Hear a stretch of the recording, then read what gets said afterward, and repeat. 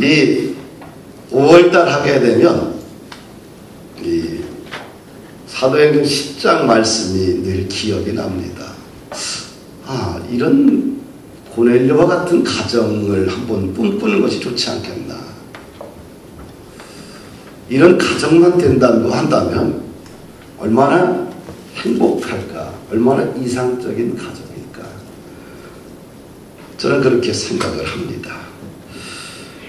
그 톨스토이의 장편 소설 중에 안나 까레니나라는 소설의 첫 구절이 이렇게 시작이 돼요. 첫 문장이 행복한 가정은 모두 비슷하지만 불행한 가정은 제각기 다르다. 이것이 안나 까레니나의 법칙이다. 이렇게 후에 심리학자들이 이야기를 합니다. 행복한 가정의 조건은 어떤 모습일까? 근데 행복한 가정은 공통분모가 있다는 것이지요.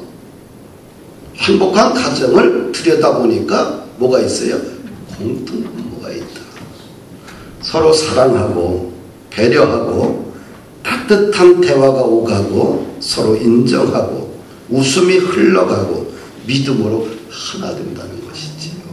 할렐루야. 그런데 또한 불행한 가정도 공통분모가 있다고 그래요.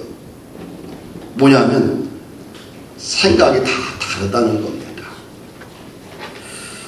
위기 가정을 살펴보게 되면 참 원인이 많은데 가장 큰 특징은 대화가 없이 살아간대요. 그래서 무언의 가정 이렇게 이야기를 하지요. 근데 그 내막을 깊이 들여다보면 참 갈등의 내용도 다양하고 이유도 많고 상처도 참 많습니다. 얼굴 보고 함께 식사하는 것 참 쉽지 않습니다. 어쩌다 마주치게 되면 서로 부정적인 말로 상처를 받게 되지요. 마음의 문을 열고 서로 대화하는 게 참 쉽지 않습니다. 마음에 자꾸 독만 나오게 됩니다. 모처럼 대화를 시도하다 보면 서로 상처만 주고받고 욕설과 폭언과 무시하는 말로 끝내게 됩니다. 그래서 이 위기의 가정을 보게 되면 따뜻한 대화가 사라지고요. 또 언어가 병들어 있는 것을 봅니다. 칭찬과 격려와 인정은 사라지고 오직 비판과 비방의 언어만 난무하게 되지요. 근데 가족치료 전문가가 이런 무언 가족들을 치료하는 방법에 대해서 제시를 하는데 상대방의 말을 진심으로 경청해야 된다고 그래요. 할렐루야. 상대방이 무엇 때문에 상처받고 있는지를 질문해야 돼요. 너가 무엇 때문에 상처받았니? 그 원인이 뭐니? 또 상대방의 가족을 위한 헌신과 사랑을 인정해주고 칭찬해줘야 돼요. 부모가 또 자녀들이 우리 가족을 위해서 너가 얼마나 헌신했는지, 얼마나 너가 좋은 일을 했는지를 드러내서 이야기해주고 칭찬해줘야 된다는 거지. 그래서 이 상처를 얼룩진 가족들을 하나 되게 하는 방법은 상대방을 끊임없이 인정해주고 믿어줘야 된다는 거예요. 아멘? 아멘. 오늘날 많은 가정들이 참 힘들어합니다. 목회자 가정들도 힘들어서 막 깨어져도 목회를 관두는 가정들이 얼마나 많은지 모릅니다. 사랑하는 여러분들, 가정은 하나님이 세우신 위대한 제도입니다. 그런데 오늘날 원수마귀 사단이 우리의 가정들을 마구 짓밟아 버리고 있어요. 우리는 가정을 힘쓰고 애써서 지켜야 되지요.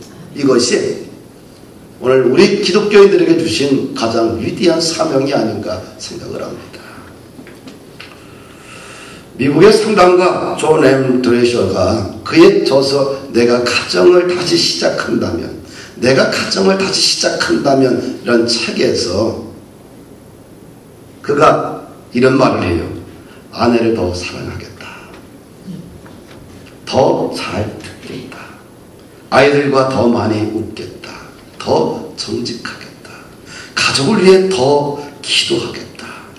가족과 더 시간을 보내겠다. 더 많이 격려하겠다. 작은 일에 더 관심을 보이겠다.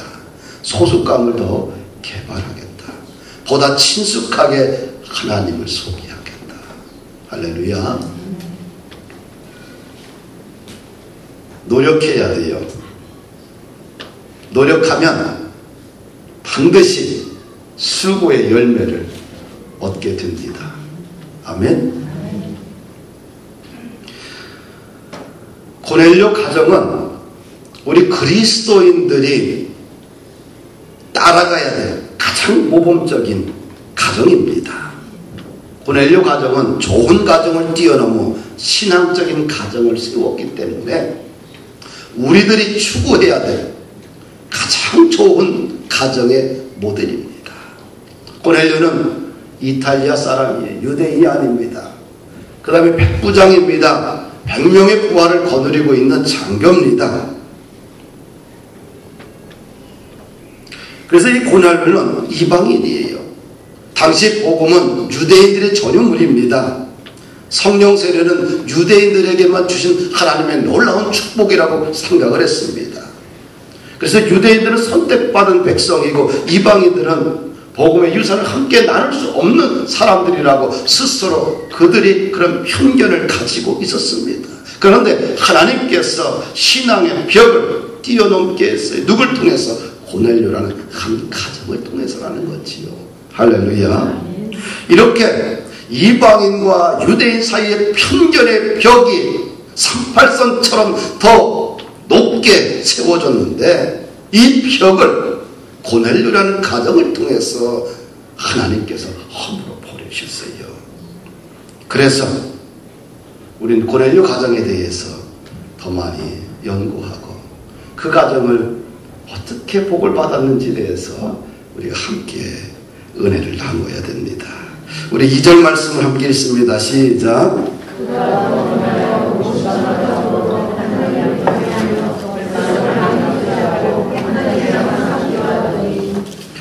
고넬료를 보니까 어떤 사람이라고 그래요? 경건한 사람이다. 경건이라는 말은 헬라어로 유세베스라는 말인데 신앙이 독실하다 이런 말이에요. 신앙이 독실하다. 근데 이 고넬료는 유대인도 아니고 할례를 받지도 않았고 그런데 신앙이 아주 독실했다는 거예요. 독실하다는 말은 아주 간단한 언어입니다. 신앙생활에 원칙이 분명히 있다는 거예요. 할렐루야. 다른 말로 예수님 중심의 삶을 살았다는 거지요. 독실하다는 말은 신앙생활을 삶의 가장 중요한 첫 번째 자리, 우선순위의 맨 앞자리에 두었다는 거예요. 어떤 경우에도 흔들림 없이 신앙적인 생각과 행동을 했다는 것이지요. 신앙이 좀 독실하기를 축복합니다. 좀 경건하기를 축복합니다. 할렐루야. 엘리야 선지자와 이방 선지자 850대 1로 싸워요.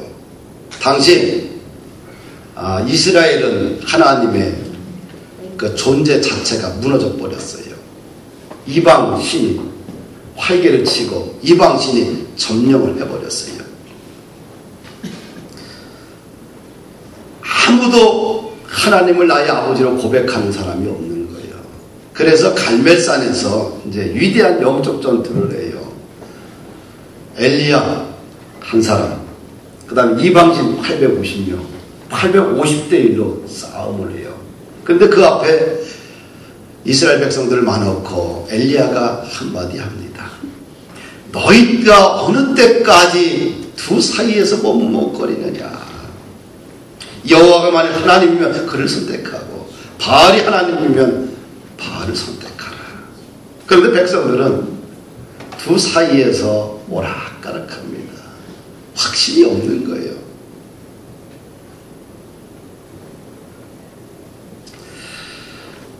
그런데 신앙이 독실한 엘리야가 기적을 만들어냅니다. 엘리야가 하늘을 향하여 기도할 때에 하늘에서 불이 떨어져서 재물을 불살라 버리는 거예요. 할렐루야. 사랑하는 여러분들, 오늘 우리 시대는 어떤 사람이 필요하냐? 많은 사람들이 이성으로, 감정으로, 상식으로 이야기를 해요. 경험으로 이야기를 합니다. 이것은 안 됩니다. 그럴 때 어떻게 돼요? 하나님이 계시게 됩니다. 많은 사람들이 세상을 향하여 달려갈 때에 나는 세상을 가지 않고 주님을 섬기겠습니다. 이런 독실한 사람이 필요해요. 이런 독실한 사람을 통하여서 교회가 세워지고요, 가정이 세워져요. 가정이란 구성원을 보게 되면 얼마나 다양한지 몰라요. 그럴 때 누군가 앞장서서 아무리 세상에 좋고 너의 일이 바쁘다 할지라도 우리 가정은 나는 오직 하나님만 섬기겠다는 고백. 신앙이 독실한 사람이 필요해요. 신앙이 독실한 사람을 통하여서 하나님의 기적과 은혜가 그 공동체에 흘러가게 됩니다. 할렐루야. 경건한 사람, 독실한 사람의 특징이 있어요. 상황에 끌려다니지 않습니다. 원칙과 진리에 목숨을 걸어요. 할렐루야. 고넬료의 가정 봤더니 온 집으로 더불어 하나님을 경외했다. 아멘. 다른 말로 뭐예요? 믿음의 유산을 함께 나누는 가정이었다는 것이지요. 부모가 아주 독실해요. 또 자녀들도, 온 가족도 함께 독실해요. 더불어 하나님을 경외하는 가정. 이것이 가장 행복한 가정이에요. 할렐루야. 사랑하는 여러분들, 경건하지 아니하면, 신앙의 원칙이 무너져 버리게 되면 가정은 한순간에 무너져요. 세상 것으로 가정이 세워지지 않아요. 세상의 어떤 물건으로 가정이 세워지지 않아요. 가정은 뭐예요? 하나님을 경외할 때 아주 든든하게, 튼튼하게, 견고하게 세워지는 겁니다. 그래서 이런 영적인 가치, 이런 정신적인 가치를 이런 공유하는 가정이 되기를 축복합니다. 요즘 젊은이들은 부모가 신앙이 독실하다 하면은 답답해하고 싫어해요. 그런데 부모들은 알아요. 왜? 그렇게 살아야지만 가정을 이어갈 수 있고 지속할 수 있고 신앙을 독실하게 살아야지만 결국은 가정이 하나 될 수 있다는 것. 근데 젊은이들은 어떻게 돼요? 불편한 거예요. 답답한 거예요. 세상 방식으로 가정이 온전하게 세워지질 않아요. 가정을, 신앙의 공동체를 함께 유산을 나눌 수 있도록 여러분들이 수고의 땀을 흘려야 돼요. 이것이 가장 중요해요. 이것을 잃어버리면 다 무너진다.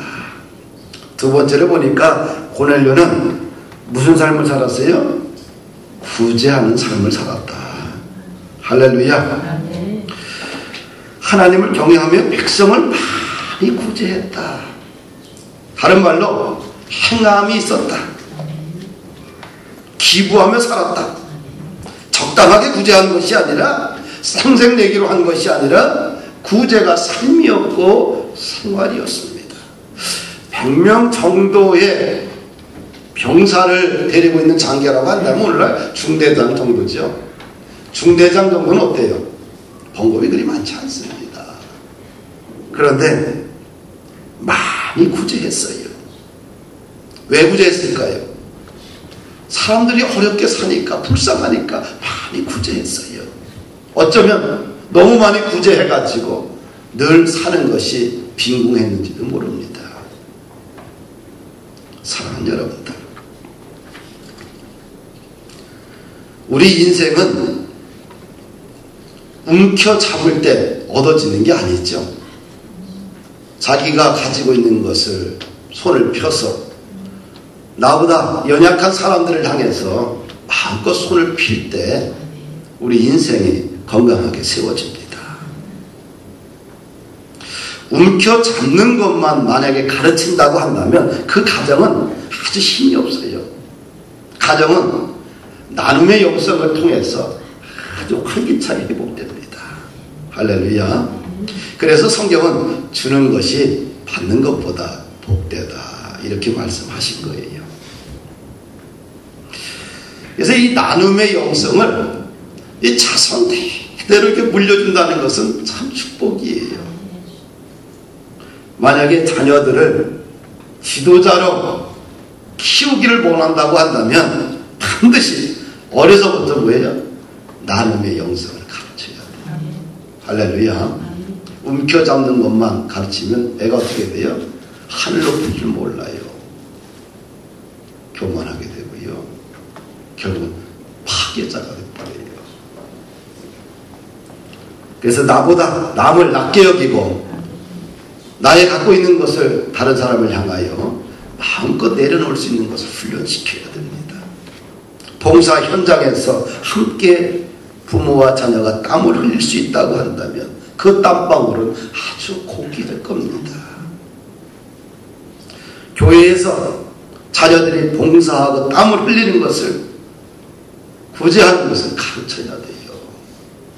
자녀들에게 교회 와서 물 한 방울 묻히지 않고 그냥 가만히 있다가 가는 걸 가르치는 것은 부모가 잘못된 거예요.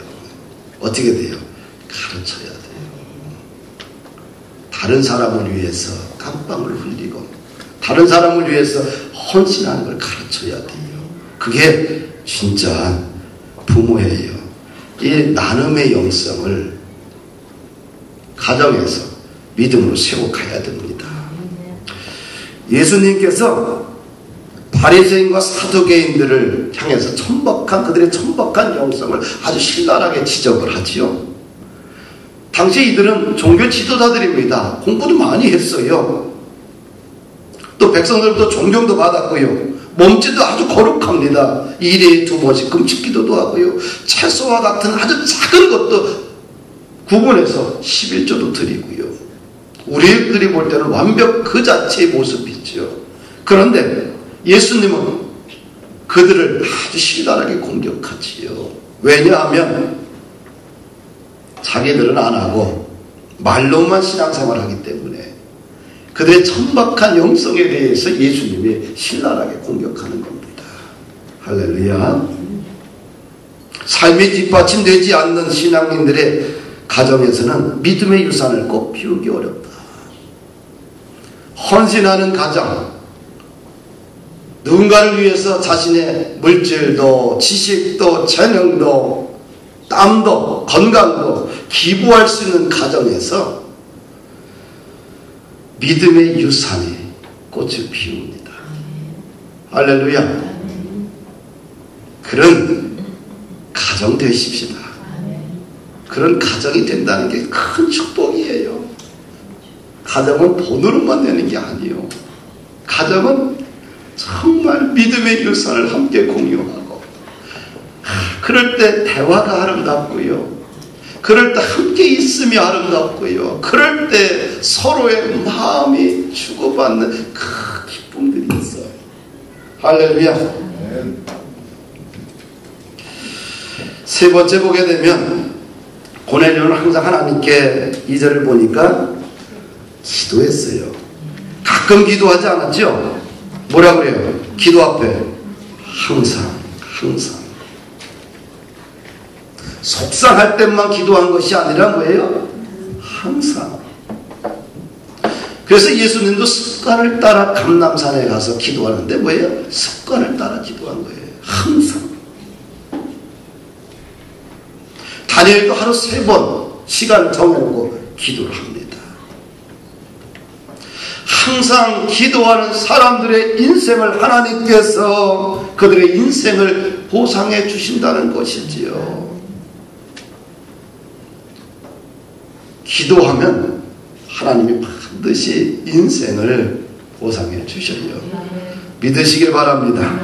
3절에 함께 읽습니다. 기도하다가 고넬료가 환상을 보는데 보십시다. 시작. 하루는 제 90쯤 되어 환상 중에 밝히 보매 기도할 때 뭘 봤어요? 환상을 보았어요. 기도하면 반드시 살아계신 하나님의 역사가 있다. 아멘. 자신의 좁은 세계관을 가지고 자신의 좁은 믿음을 가지고 하나님의 세계를 무시해서는 안 돼요. 왜? 하나님은 살아계신 분이에요. 우리가 기도하면 하나님께서 반드시 하나님의 방법으로 역사합니다. 어려움 앞에 아니면 늘 항상 머리를 숙여서 가족 전체가 기도할 수 있다고 한다면 얼마나 경건한 가정이에요. 난 그런 가정이 가장 복된다는 생각이 들어요. 늘 모이면 함께 기도하고 하나님께 감사의 기도하고 또 하나님의 영광을 찬양하고 또 하나님의 이름을 존중하고 그리고 함께 이렇게 기도하는 것이 습관이 돼서 내가 너를 위해서 기도할게. 기도 제목이 뭐니? 이게 물으면서 이 가정이 그렇게 선순환할 수 있다고 한다면 나는 그 가정은 세계에서 가장 복된 가정이 아닌가. 이런 가정 되십시다. 할렐루야. 다양한 삶의 문제를 가지고 세상에서 망하지 말고 어떻게 해요? 가슴을 쥐어 뜯으면서 울어야 돼요. 하나님, 나의 못난 자아를 용서해 주옵소서. 나의 이기심을 부서뜨려 주시옵소서. 하여튼간 문제들을 놓고 하나님을 향하여 가슴을 쥐어 뜯을 수 있다고 한다면, 그렇게 울며 주님 앞에 나올 수 있다고 한다면 그 사람, 그 가정은 가장 복되지 않는가. 저의 아버지는, 우리는 예수님 믿어갖고 세상 말로 망한 집안인데요. 예수님 믿어서 망했어요. 예수님 믿어서 복 받는다고 하는데 우리는 예수님 믿어서 망했어요. 예수님 믿고 나서 땅을 팔아서 시골에다가 건물을 짓고 차를 사고 환자들을 무료로 먹이고 입히다 보니 어떻게 돼요? 나중에는 다 팔아서 다 거식골이 되는 거예요. 누가 그 결정을 했겠어요? 아버지죠. 그러니까 모든 일가 친척 동네 사람들 가족들이 누구를 향해서 손가락질 하겠어요? 아버지.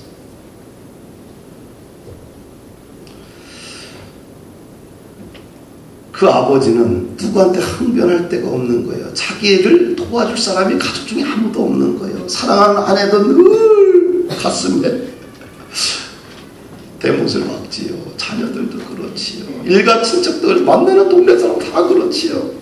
예수 믿어서 망해. 가족을 그렇게 만든다고. 근데 그분이 할 수 있었던 것은 왜 배운 것도 없잖아요. 초등학교도 안 나왔으니 할 수 있는 일이 아무것도 없어요. 자신을 갖다가 자신의 삶을 신앙적으로 대변하고 그걸 갖다가 이야기할 만한 그런 재주도 없어요. 어떻게 해요? 밤 12시만 되면 산군에 올라가서 꺽꺽 울면서 기도하는 거예요. 그걸 평생 하다가 돌아가셨어요. 평생 비행기도 한 번 못 타고 오셨고 서울에 와서 호텔에서 밥을 먹어본 적도 없고 그 산골짜기에서 병자들만 보고 기도하고 끌어안고 그들을 무료로 먹이고 입히면서 살다가 노후에는 병이 들다가 돌아가셨는데, 그런 분이 필요한 거예요. 무슨 말인지 아시죠? 항상 기도하는 거. 그런 아버지가 그리운 거예요. 그런 신앙인들이 그리운 거예요. 정말 많은 사람들이 손가락질을 해요. 대못이 팍팍 바뀌어도 이걸 한 살아낼 수가 없는 거야. 그러나 살아계신 하나님 앞에 나가서 무릎 꿇고 엉엉 울며 꺽꺽 울면서 가슴을 쥐어 뜯으면서 기도하며 다시 힘을 얻어서 다시 똑같은 믿음의 길을 걸어갈 수 있는 신앙인들이 점점 사라지는 것이 가슴 아플 뿐입니다. 사랑하는 여러분들, 무엇을 선택하든지 우리는 항상 기도해야 돼요. 규칙적인 기도가 지혜입니다. 할렐루야. 기도하는 유산을 물려주십시오. 그래서 나는 가슴속에 따뜻함을 가지고 있어요. 아무것도 물려준 게 별로 없는데 그런 삶을 보여주셔가지고 내 가슴이 참 따뜻해요. 나 같았으면은 자녀들을 붙들어 놓고 논리적으로 이야기를 했겠죠. 하나님은 살아계신 분이고 성경 말씀을 보니까 이렇게 하니까 하나님께서 도와주시고 뭐 여기 우리 아버지가 아무도 뭐가 있어요. 없는 거예요. 그러니까 어떻게 돼요? 답답한 속을 가지고 하늘을 향하여서 울부짖는 것밖에 없었어요. 그래서 늘 12시만 되면 산에 올라가서 산기도를 늘 한 2시간 하다 내려오시고 2시서 3시쯤 되면 이제 방들이 추우니까 각 병자들의 방을 갖다 불을 다 손수 10몇 군데를 손수 다 떼요. 초저녁에 한 번 떼고 새벽에 한 번 떼시고 그러다가 새벽 기도하시고.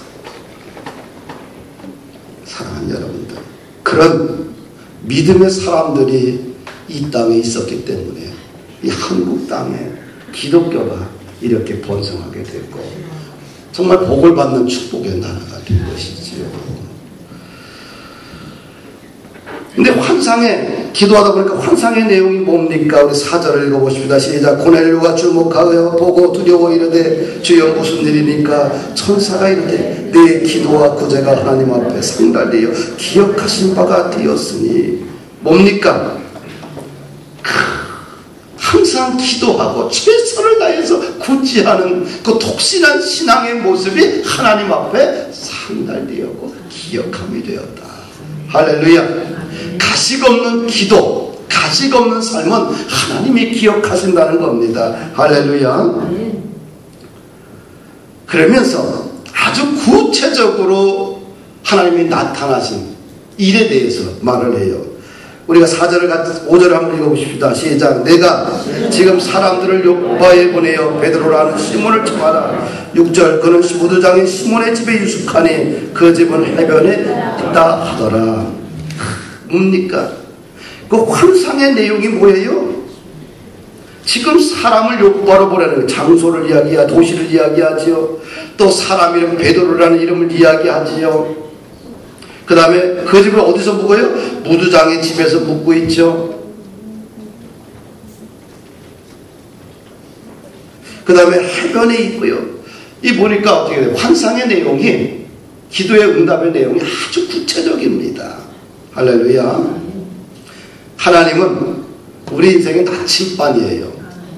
나침반은 어떻게 돼요? 내가 가고자 하는 방향에 대해서, 내가 서 있고 있는 그 장소에 대해서 정확하게 위치를 이야기합니다. 말씀은 우리 인생의 나침반이고 하나님은 우리 인생의 나침반입니다. 그래서 우리가 기도하고 믿음대로 살다 보면 나침반 대신 하나님께서 우리의 인생길을 지나가 보면 가장 아름답고 가장 적절한 방법으로 인도하는 것을 보게 됩니다. 할렐루야. 때마침 베드로가 기도하다가 하인들을 만나게 돼요. 그래서 베드로를 집에 초대해서 예배를 드리게 됩니다. 그래서 44절 보니까 같이 한번 읽어봅시다. 44절. 베드로가 이 말을 할 때에 성령이 말씀 듣는 모든 사람에게 내려오니. 유대인들이 이방인들을 만나는 것은 율법에 금지되어 있어요. 법을 어기는 거예요. 그런데 성령님께서 베드로를 갖다가 어떻게 돼요? 고넬료 집에 보내는 거예요.